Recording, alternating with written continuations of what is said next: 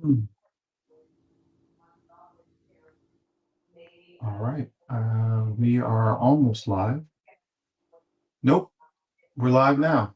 All right, everybody, welcome to the RJ Squared podcast. So this is Jamal, and we are here live with Renell and Jermaine as always. And we have a special guest. His name is Alejandro. He is representing Gen Alpha, and we have some questions for him today. Is that right, everyone? Yes, sir. All right, let's dive right in. What's up, Alec? How you doing, man? Good man, how you guys doing? All right. Can you hear us okay? Yeah, perfect. Okay. Right into it. All right. Hey, we're off the cuff, so I don't have a script. Anyone want to jump in? Let's go. I'm in. I'm in. I'm up the bat, baby. Put me in, coach. You know what coach used to say? If the field green, play ball. We knocking them all down. My dog Alejandro. Alejandro, tell us a little bit about yourself, your name, your age, things you like to do, hobbies, things of that nature. Feel free, brother. Well, my name is Alejandro Victoria. I'm 17 years old. I was born in LA, Lendo, Orange County. Um, I like to play. I like to hoop. That's like my main thing right now, playing basketball. Uh, and then just vibing with my friends at the park or wherever it is that the plan goes. I don't really do too much. Okay. You know, so you're 17, so you're in high school. Yeah, I'm in high school. I'm a junior. You're a junior in high school. Now, to my understanding, you're from Florida. Don't tell us exactly where. You never know. You might have some girls try to push up on you from this. Try to keep them away, baby. You got things going on for yourself. You're trying to get to a better place.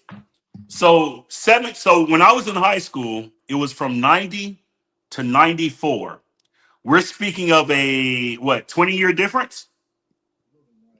So what's high school like with the technology that's provided to you as far as smartphones? Um, well, we had internet, but did we have internet? Towards Yeah, we the had internet, but it's not like it was now, bro. no. Like, hmm so what's life like being a 17-year-old junior in high school with technology at the forefront of life in general? Obviously, there's pros and cons to it. Like, you can search up, basically, like voice, hey, what's two plus two, and it gives you the answer in point 0.5 seconds. But I think it's taken away from like the intelligence of kids nowadays. Like, I'm a victim to it. I use Chat GPT for a lot of things, and I feel like it's kind of taken away from using my brain. And obviously, in the future, it's going to get more and more advanced. So, I mean, it's helpful, but it's not helping us, develop. Okay, so if I could take what you said, it's helpful in the moment to get the answers to what you want to do to pass the test, things that are required of you. But for the longevity of the information and knowledge retention and retaining the information, it doesn't really help you at all because it's just There's some apps that like let's say you have like a 20 question test. You can take a picture of it and it gives you the answers to all of the 20 questions. Like, I'm talking about, like, it's crazy. Like, there's some apps like out there where they say you have like a back and front page. You take two pictures and it gives you the answer to the whole test in wow. 10 seconds. Yeah. Is there any blowback from the teachers or the higher ups about using this type of information, or is Oh, it pretty much done on a down low? no, 100%. Like, teachers aren't on board with it, but it's to the point where there's so much technology and there's so much like there's ways to get around it. Like, there's a anti plagiarism like app that you can use to like go against the one that teachers use. Like, it's insane. Like, there's everything's like out there. Mm. How, how are phones in the classroom? Because you guys can have your phones in the classroom, obviously, if you're using Chat GPT. Honestly, it just depends on the teacher. Like, there's some, like, I have some teachers that like, oh, put your phones up in the pouch. Like, no one does it. But What's a like, I feel pouch? like What's that? it's like something you put on the wall, and it's like to put the phones in. Like, it's Like basically a cubby. like a cubby, yeah, like a Yeah. cubby for phones. But like, they're more strict about it at the beginning of the year. Now we have like 3 weeks left. They don't care. Like, we have finals and stuff. We're not really learning anything, so it's not important as like in the beginning of the year. They enforce it a lot more than they do now. Like, now they don't really care. Alejandro, Oh, you're a junior or senior? I'm a junior. Junior? Okay. Yeah. So you graduate next year.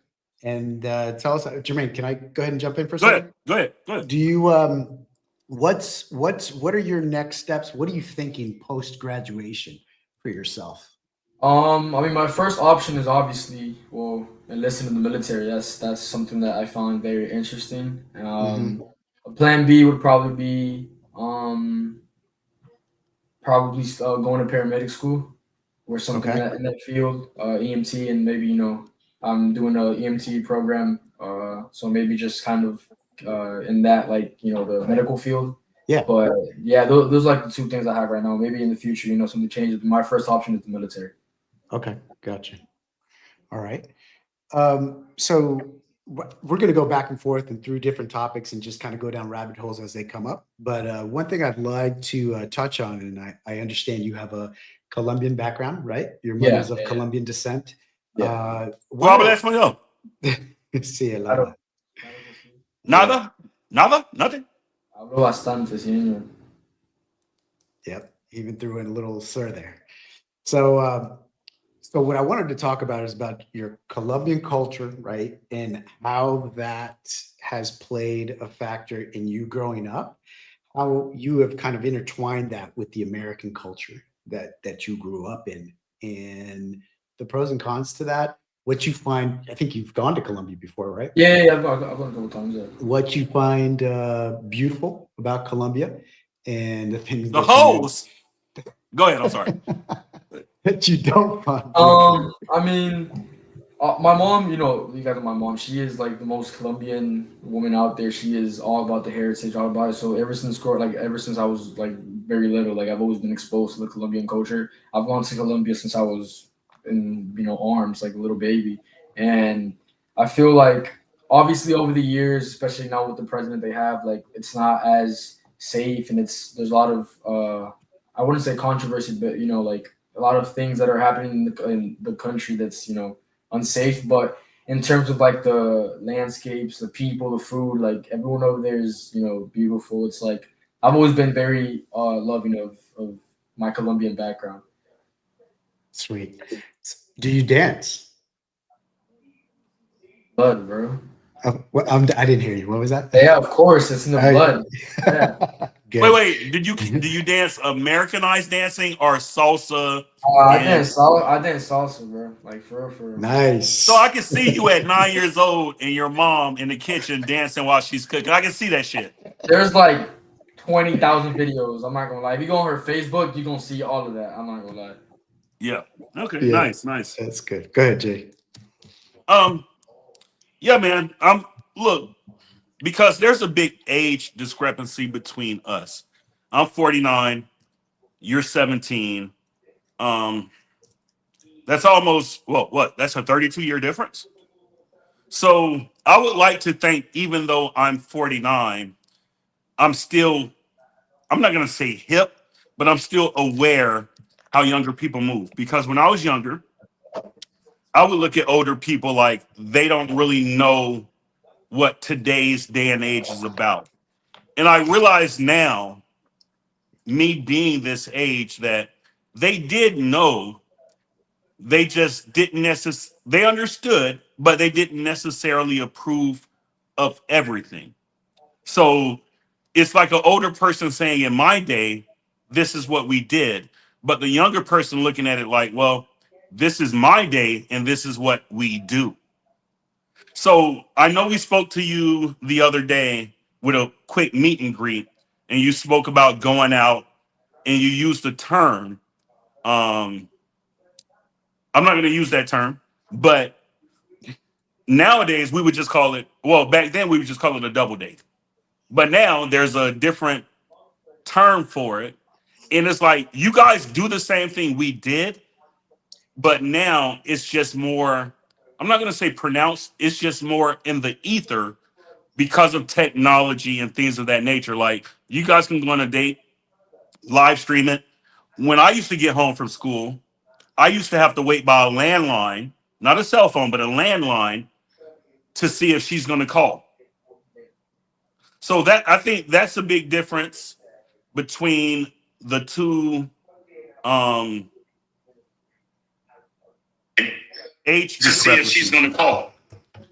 Well, I mean, nowadays with a cell phone, you still see if she's going to call or text. It's just now the cell phone can go with you. You can still do other things. Yeah, you Before, can do that. we would have to stay at home to make sure we were able to pick up that phone call.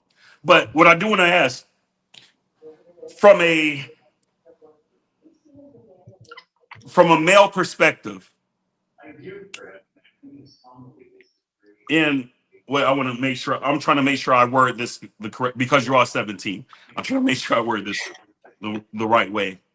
From an age perspective, what's the biggest thing you see with young ladies at your age in high school?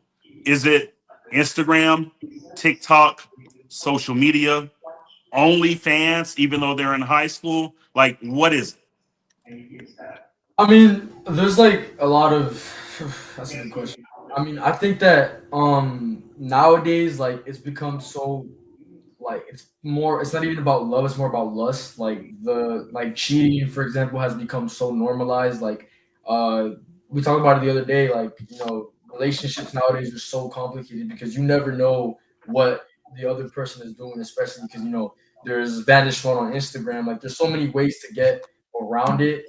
And I feel like TikTok and Instagram are the most, common used ones, but I know personally 17-year-old girls that are doing OnlyFans on an older account. I know like acquaintances that I know, like they're 17, they're managing these girls' accounts, and it's just like, and they're making bank. Like I'm talking about, like they're pulling in racks a week, and it's like, it's completely different than what I've heard it was back then. Like back then, I know there was respect. You have to go meet the father. You couldn't, be in the room alone. Like nowadays, it's like everyone. It's like, every man for himself. Like if you find a good girl in this, time, it's like a golden egg. Like it's very hard to find. Wow, it's interesting you said that. So there's good girls out there. They're just hard to find. Do you think the young ladies your age are more interested in money, clout, status than having something that's actually real? 1,000%. Obviously, it just depends on the girl, because I know some girls that are also looking for it, but it's crazy because like a girl be like, oh, I want love, and then and the next day, like it's to the point where you can like someone like a girl can look you in the eyes and cry, and she'll still lie to you. Like it's like it's you can't even believe it nowadays. Wow, wow. Go ahead right now. Yeah, buddy. So again, like I said, we're going to be jumping back and forth from questions, so some of them won't be particular to the preceding questions. So we kind of talked about briefly about uh, your hope to join or enlist in the military here after high school, potentially the paramedic school, if as a contingency.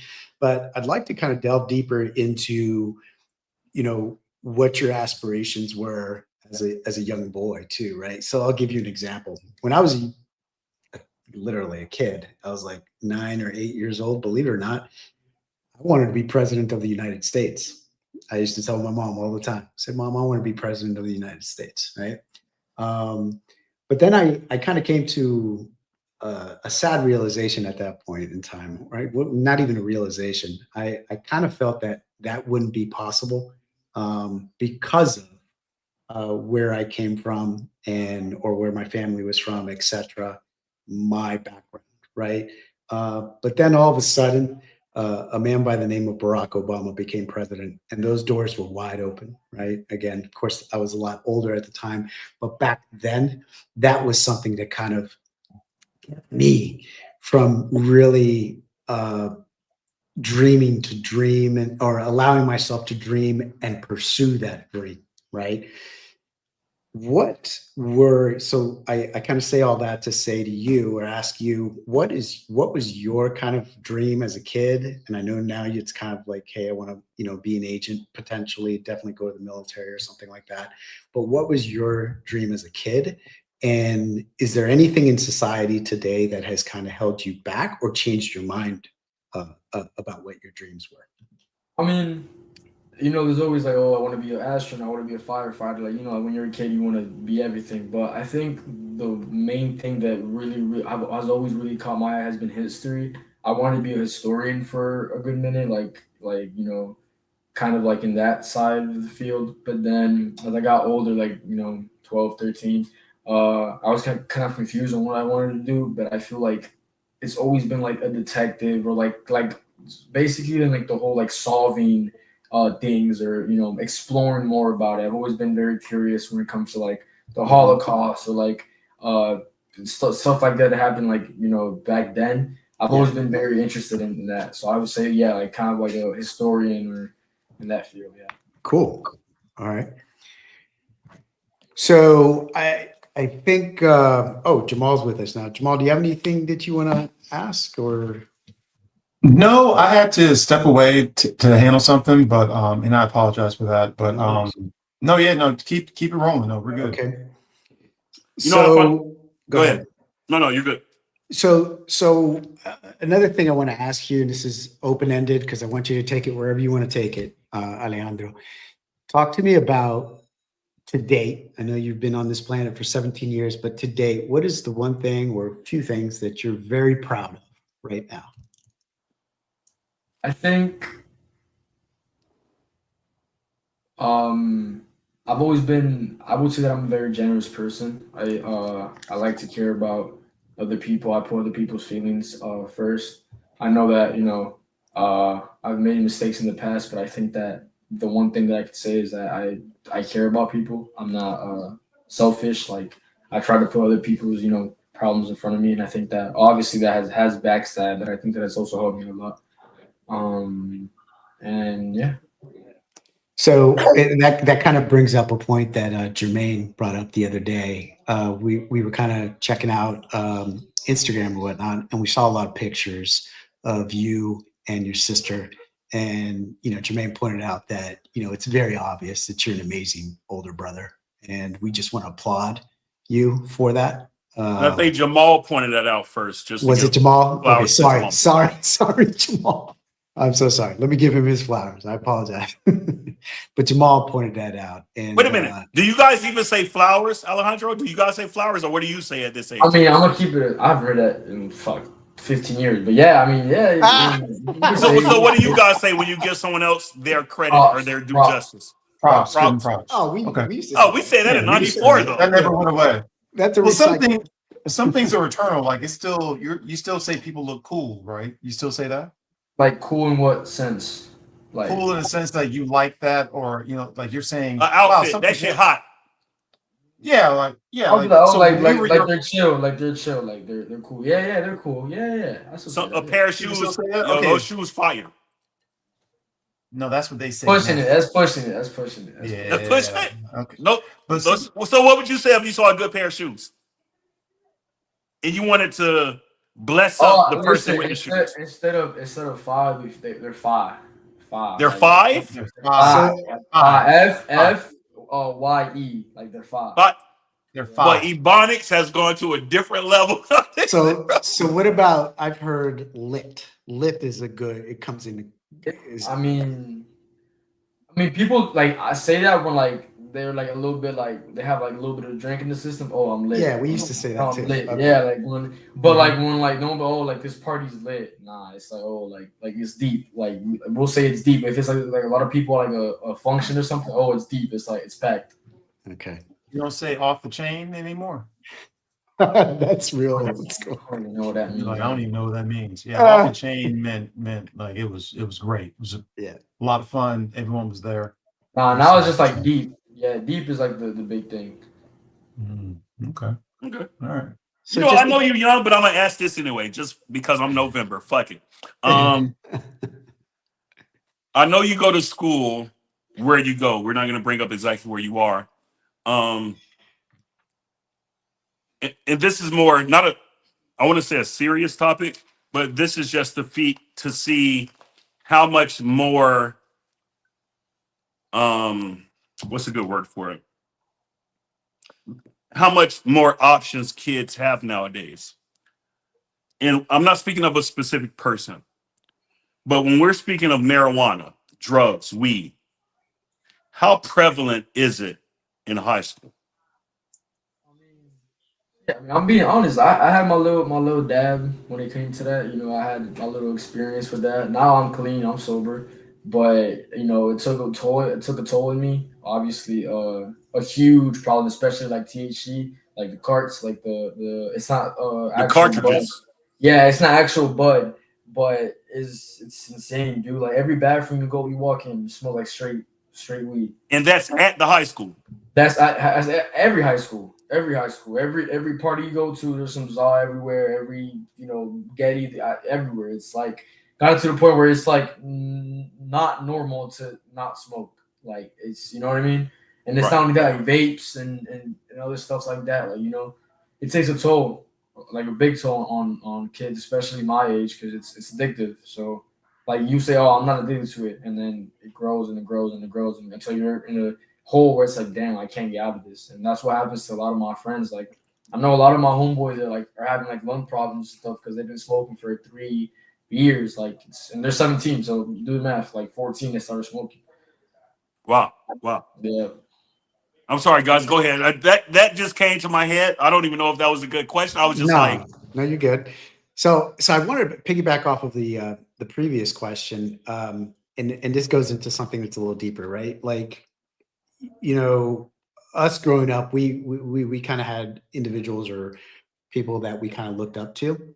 I'm very curious to know who exactly do you look up to right now, and who has had the most impact in your life to date? I can't. My mom. Oh, your 100% mother? my mom. Yeah, 1,000% my mom. Yeah. Awesome. 100%. Yeah, that's like my superhero. Oh, that's beautiful, man. How about maybe a coach in school, a teacher, community leader, church, anyone else? Really, I mean, because the thing about my like coaches, like I've kind of like hopped around a little bit when it came to coaches. Like I've never had like one coach where I stay with like for a long period of time. But I would say like without me making shit up, my mom has been the one person who has stuck by me no matter what. Like 17 years of my life, never been separated from her. That's like the one, like my inspiration, basically. Yeah, Awesome. yeah. That's beautiful. Love that. I'm gonna say this, Alejandro. And so, I make a lot of jokes, but I will say this: when you have a mom that steps up, how your mom did, cherish that because not every young man or every young woman has that. That's regardless if it's a mom, a father, a one parent household, a two-parent household. If you have one parent that steps up, they're still going to make faults. They're still going to make wrong decisions. But if their best interest is you to get you to a different stage in life, and usually a parent wants their child to be better than them. I think that's the key thing in starting something from a generational standpoint where you can build on to your name. Because when you have kids, so when you have kids, they're going to take your last name. Um, and when they take your last name, you're going to be at an age where you're looking at it like, I want you to conduct yourselves in a particular way that brings honor to our name. And I'm not gonna lie to you. Usually women don't think that way. But it seems your mom does, to where she raised you in a way and she conducted herself in a way that she instilled this on you to where she's your superhero. It's not a Superman. It's not a dude flying around saving damsels in distress. It's her. So I can give her what was the name for it for a 17-year-old? Her Props. props. And I can give you your props also for recognizing that not all heroes are men. Sometimes they're women also. Kudos to you. I hear a little bit of your feminist coming out there. I like that. With me, I'm not a feminist, bro. Kill all these hoes. No, no, but hey, I can recognize when Yeah, people do things right. And absolutely. The it's way not he about carries being a himself. feminist or Yeah. anti-feminist. If someone raises their kid right and their Hmm. kid looks at them and say, they're my hero, man or woman, Yeah. I look at it like they did something right. They might not have did everything right, but they did something right for the Yeah. kid to look at them in that manner. 100%. 17 years old, you're beyond the maturity level that I was at for sure. Oh yeah, Alejandro. way more articulate than I was. Look, we're just throwing shit out. I'm here, so I want to be honest here. Good point, Renell. We are throwing things at you in your ability to comprehend And answer the questions is admirable. answer the question, acknowledge it, and respond in a way that's articulate, concise, and straight to the point is probably in the top 5% of 17-year-olds. I'm going to be honest with you. You have a future. I think you're smart. I think you're bright. I think you have common sense. I think you know enough book smarts, enough street smarts, enough common sense to make it in life to where if you put your mind to it at 17, you can be retired by age 40 and be a multimillionaire with a family, taking care of them and traveling the world. I truly believe that. High praise. And Jermaine is the old sage of the group, so I would take that. I would take that with a lot of truth to it. So, in the interest of time, I just want to leave Alejandro with one parting question, and that is, well, not a question, but well, yeah, it is a question. So, what message would you give to adults of, like of Gen X, those who have children who are in your age range? What bit of advice would you give them raising children in this day and age with technology, the internet? You spoke about vaping, all that. Like, what message or what advice would you give them? To put themselves in our shoes.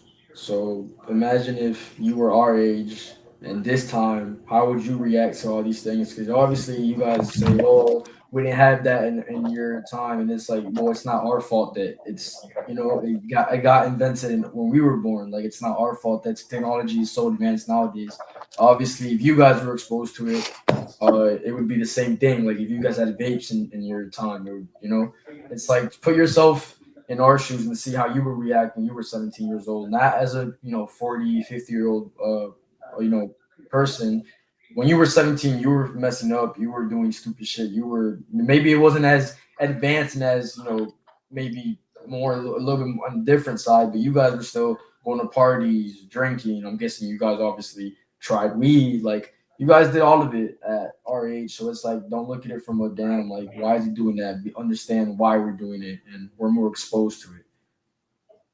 I like that. So basically, you just want empathy. You just want them to Yeah, like empathize with you. obviously, like I'm getting. You guys also had arguments with your parents, and it's Oh like yeah, still exactly, do. exactly. So it's like like get like look at it from that perspective, and obviously, I mean, I'm saying that now because I'm 17. Maybe when I'm older, I'll do the same thing. But I mean, I wouldn't want my kid to be like, "Damn, I can't tell my dad anything." I would want him to be like, "Hey, like, what's going on? Talk to me. Why are you doing it?" And obviously, since I've experienced it, I can look at it from a different standpoint than just, "Oh, don't do that," because then that would just be me being a hypocrite. Right. Well, I think that's a wonderful answer and wise words. I think parents who watch this episode can learn a lot from what you just had to say. Do you So, have anything for us, Alejandro? Sorry, Jamal, but do you have anything for us, Alejandro? Yeah, I had one particular question. Like, you guys said you guys grew up in high school, right?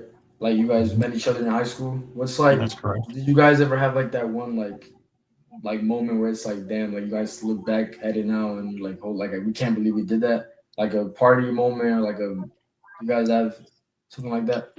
Like that you guys can all collectively remember like that one moment where it's like, damn, like it really united you guys. I'll So, let them go first. so there is one moment that actually Jermaine tells the story better than any of us. So you kind of touched on, our flaws as young men, right? There's one in particular moment, and Jermaine and I were talking about it a few weeks ago. Matter of fact, Jermaine, I don't know if you want to tell them the story about across the street, Atlantic. Oh, Yeah, go ahead. yeah. Jermaine's a great storyteller, so I'll let him So take the floor. So I met Raynell originally playing football. I was in 10th grade. He was in 9th grade. I was on varsity. He was on JV, but I wasn't playing on varsity. So me and a guy named Mike Lawson asked to go down to JV after the third game of varsity to because we just wanted to play. We were young, and during that course of the year, one day Raynell came inside the locker room and he said, "Hey, I have a problem. I'm young." He didn't say I'm young. He just said, "There's people across the street. I'm trying not to associate with them, but it's quote unquote a gang. And the only way I can get out is I got to fight all 25 of them back to back." And and when he said that, I literally stood up and said, "Well, let's go solve it." And we walked out to a guy named Darren Cleveland. It was my other homeboy, Boomer. It was my other homeboy, Mad Dog Lawson. It was my cousin, Brian Steiger. We all jumped into like a 1989 Bronco, went across the street. When we got across the street, no lie, there was like 25 of them. And I was like, yeah, I can see why he ain't want to fight all these motherfuckers. You were going to get your ass. Like, like, let's be for real. So when I walked up, there was quote unquote the two leaders of the pack. One was and remember, I was only in 10th grade. One was a 19-year-old, and he wasn't even in school. And the other was a guy who went to our school. And I knew both of them. And I said, "Hey, Raynell just want to be a regular kid, bro. He's just trying to play football. He wants to get out. Pick who you want for him to go against. We can do that, but he's not finna fight all 25 of you, bro. Like, that's not going to go down." And they picked somebody. And when they picked that person, it sparked off like that.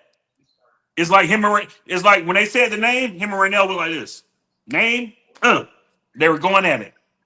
And no lie, they probably went 10 seconds in, and I looked at the other dude. He looked at me, and we just started going. And then everybody started going. And then the seniors from the football team that was graduating, buses pulled over on Seacrest Avenue, and people were getting out of the bus, meaning other football players, to actually come enter. I'm going to tell you this. It was 5 of us, 5 or 6. We would have lost.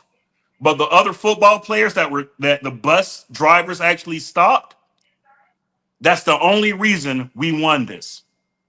And it probably was at least a 40, I'm gonna say 30 to 40 kids fighting at once.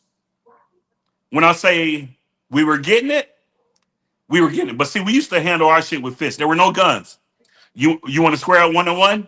Let's do this. After we done, I'm gonna lift you up. I'm gonna shake your hand because guess what? I know I went into it knowing I'm gonna win. And that's how it was. And it was over after that. There was no retaliation. There was no, "I'm going to kill your family. I'm going to kill your sister." There was no, "Next time I see you, it's on site." It wasn't that. Situation Raynell brought, approached the situation. This is what we can do to get out of it. Raynell handled his business. I just did what I usually do, and we were done. And it was over. So Coaches brought up, matter of fact, on the way back, we got stopped by the police. The coaches brought it up the next day. He literally said, "What were you doing?" I said, "Raynell was in a little gang. They didn't want to let him out. He had to fight 20 people. I wasn't going to let that happen." Coach looked at me and said, "Okay, go home." Wasn't no problem. No beef. I appreciate you sticking up for your teammate, but go ahead, Raynell. Yeah. So, Jermaine, like I said, he's a great storyteller, And I have to say, Alejandro, you kind of asked us, where you were talking or alluding to the fact there's a lot of fights in your school and stuff like that. You see it all the time. Well, there were fights back then too, right? But this was one in particular where that really brought it. I'm not proud of it. I'm sure Jermaine's not either. We got suspended from school because of it, so it wasn't a good thing. But it happened, right? And it was a life lesson, and it is also something that kind of bonded Jermaine and I. And to this day, I'm always grateful to Jermaine because he did kind of, take care of me like a little brother, right? And I have nothing but love for Jermaine since then. And that's probably why we're still here today, is because we have that bond, not just that moment. It's also the brotherhood and the superior core that we had. right? As a football team, right? We went through some shitty moments going through. I don't know if you know what 2-a-days are. 2 days in football, it's like 2 practices a day. Oh, Usually yeah, happens yeah. right before the season starts. It's like 2 to 3 weeks long. Hell, right? And so those are the things that will bond you with other men and teammates as you continue on your endeavors and journeys. So those are the things that I kind of recommend or suggest to you, is to always be in those moments and cherish those bonds, because you never know. You might meet your Jermaine Jackson, that guy that you always bond with and you have that love for, right? And you might end up having your podcast 20, 30 years from now. All right. Jambone. Jumbo had to go, but yeah, Okay. man, look. I mean, I went. It's a lot of different things I could say, bro. I was young, I was dumb, bro. I was dumb all the way up until like I was almost 30. I'm not gonna lie to you, but I think the basis of this podcast is to steer young men on a path where instead of waiting until that 27, 25 years of age, they can already be set in their path early on and be in and out. Would you rather be? It's like asking a question. Would you rather have $100 million at 60 or at 30 when you're still in the best shape of your life? I would say at 30, especially if you have the same knowledge that you would have at 60. You know investments, you know ROIs, return on investments, you know what to invest in, you know how to actually spend your money, you know how to budget yourself. Like, it's just a lot of things that I think young people should know. Financial literacy is one of them. You know what I'm saying? If you take 5% of whatever you make, even if you're not working, even if you get an allowance, you take 5% of whatever you make right now and you invest it for the next 20 years, more than likely you'll be able to retire before 40. That's even if you invest like $100 a month every month for the next 20 years. There's certain financial things that you can do, like they have like a 60 20, well, 60 30 10 rule. Like, you know, you pay your bills and then 60% goes to your bills, 30% you put away, 10% you invest. There's certain steps you can take to manage your life to make sure that you and your family in the future has a decent life and you're able to live well. And your kids can benefit from the decisions that you made now later on. So there's something called generational wealth. And I think that's huge in certain communities, but it's not stressed enough in other communities, such as the darker skin or Latin persuasion or things of that nature. I think your mom is actually doing that, which I praise her for, in her community, like financial freedom and financial literacy, investments and things of that nature, to make sure your kids, which would be her grandkids, can go to any private school they want, can go to Yale, can pay, you can pay for it, no problems if they don't get a scholarship. So, but go ahead, Renee. But I appreciate your time. I know Jamal had to leave. Alejandro, I'll say this, and I'm gonna say it again. I think you're a sharp young man. Um, think of a B, C plan. If your A is the military, cool. If your MT is B, cool. If school is the C, cool. But you need to have a goal and plan for each particular A, B, C plan. And you go with the one that you think will make you most happy. Because remember, life is life. In 7 years, you may say, I want to be a guitarist. I don't fucking know. And you want to go over there. But choose the right path. Try to stay on the right path as much as possible. Are you going to make mistakes? Yeah. Are you going to smoke? Are you going to drink? Yeah. Are you going to sleep with chicks that you probably shouldn't sleep with? Yeah. But try to stay as close to the right path as possible. And I think that'll do you the best justice as possible. Go ahead, Ray. Yeah, so I just want to piggyback off of that, and I want to challenge you, Alejandro. I want to ask to see, with your permission, we'd like to follow up with you, if that's okay.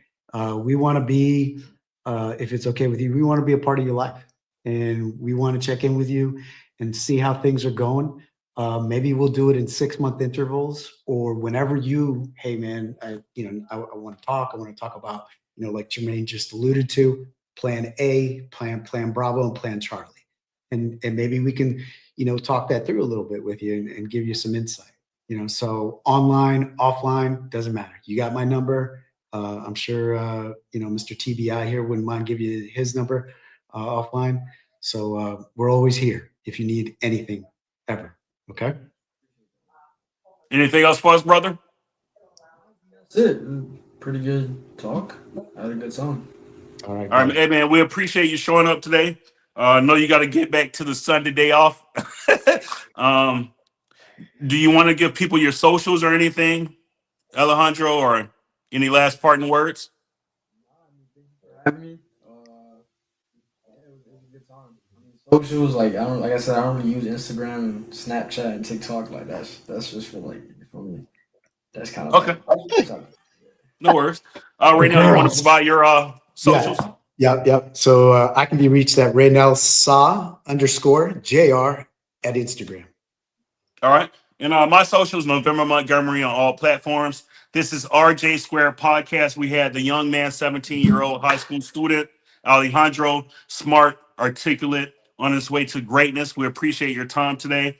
Like, comment, share, subscribe. The new times are Sundays at what time right now? 8, 7, TBD. TBD, Sundays, to be determined, TBD. but more than likely Sundays, either 3 or 4, if I'm not mistaken, and every Monday at 8 p.m. Eastern Standard. Like, comment, share, subscribe. We appreciate your time, Alejandro. Hats off to you, young man. Salud, que viva Colombia. Appreciate you. Bye-bye.